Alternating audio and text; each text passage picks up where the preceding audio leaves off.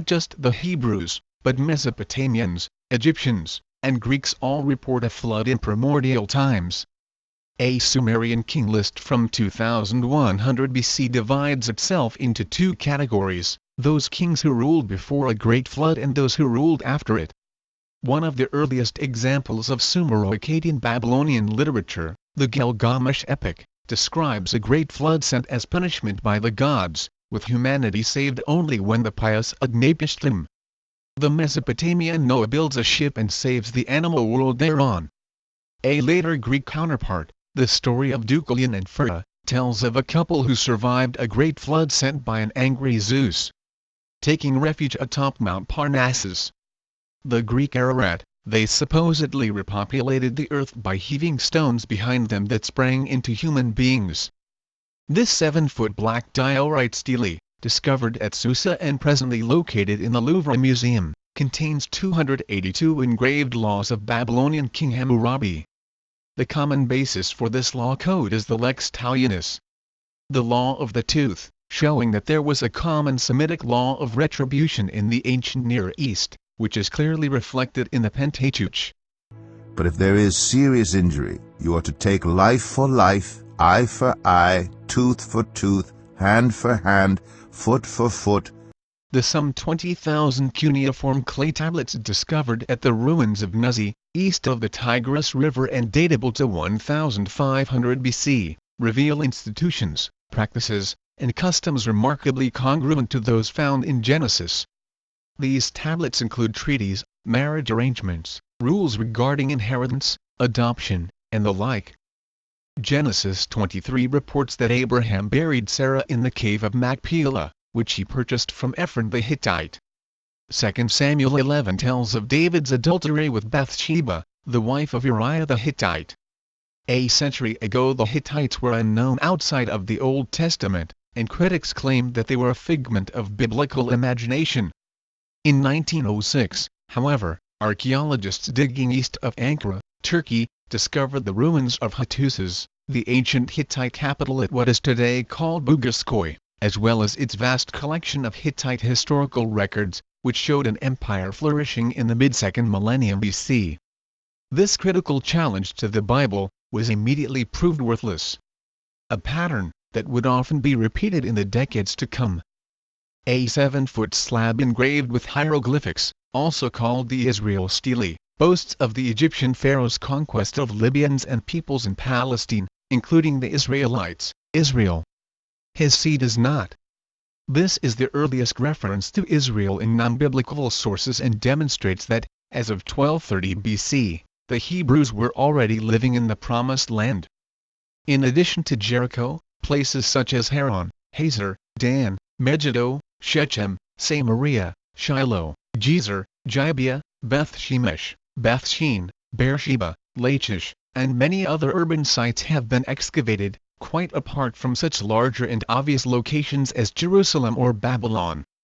Such geographical markers are extremely significant in demonstrating that fact, not fantasy, is intended in the Old Testament historical narratives. Otherwise, the specificity regarding these urban sites would have been replaced by once-upon-a-time narratives with only hazy geographical parameters, if any. Israel's enemies in the Hebrew Bible likewise are not contrived but solidly historical. Among the most dangerous of these were the Philistines, the people after whom Palestine itself would be named. Their earliest depiction is on the temple of Ramesses III at Thebes, 1150 BC, as peoples of the sea, who invaded the delta area and later the coastal plain of Canaan. The Pentapolis. 5 cities.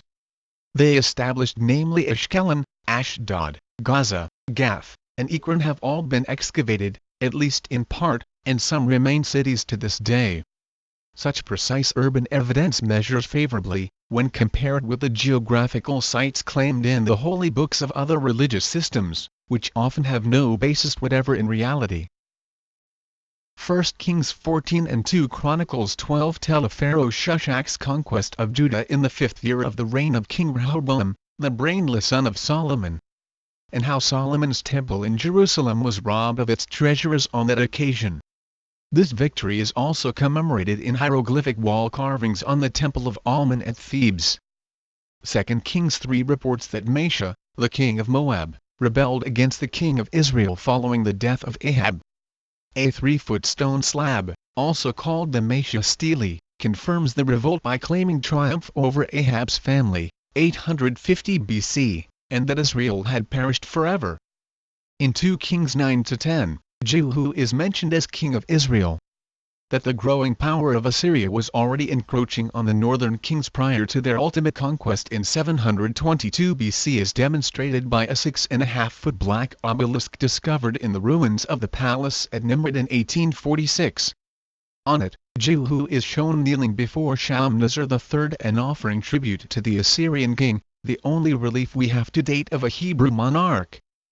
Down in Judah, King Uzziah ruled from 792 to 740 BC, a contemporary of Amos, Hosea, and Isaiah. Like Solomon, he began well and ended badly. In 2 Chronicles 26 his sin is recorded, which resulted in his being struck with leprosy later in life. When Uzziah died, he was interred in a field of burial that belonged to the kings. His stone burial plaque has been discovered on the Mount of Olives, and it reads, "Here, the bones of Uzziah king of Judah, were brought. Do not open." King Hezekiah of Judah ruled from 721 to 686 BC. Fearing a siege by the Assyrian king, Sennacherib, Hezekiah preserved Jerusalem's water supply, by cutting a tunnel through 1,750 feet of solid rock from the Gihon spring to the pool of Siloam inside the city walls.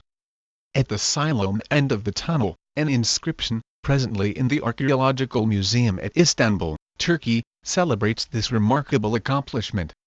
The tunnel is probably the only biblical site that has not changed its appearance in 2,700 years. After having conquered the 10 northern tribes of Israel, the Assyrians moved southward to do the same to Judah. The prophet Isaiah, however, told Hezekiah that God would protect Judah and Jerusalem against Sennacherib. Assyrian records virtually confirm this. The cuneiform on a hexagonal, 15-inch baked clay prism found at the Assyrian capital of Nineveh describes Sennacherib's invasion of Judah in 701 BC, in which it claims that the Assyrian king shut Hezekiah inside Jerusalem like a caged bird.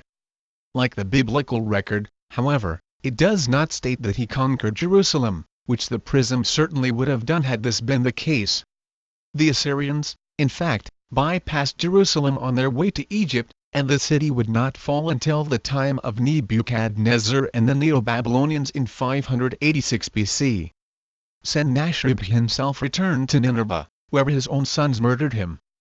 2 Chronicles 36:23 and Ezra 1 report that Cyrus the Great of Persia, after conquering Babylon, permitted Jews in the Babylonian captivity to return to their homeland. Isaiah had even prophesied this.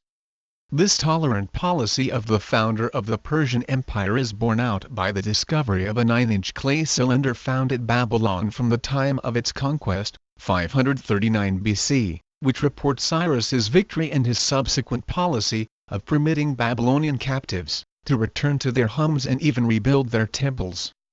So it goes.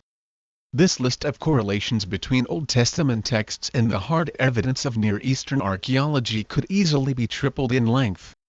When it comes to the intertestamental and New Testament eras, as we might expect, the needle on the gauge of positive correlations simply goes off the scale.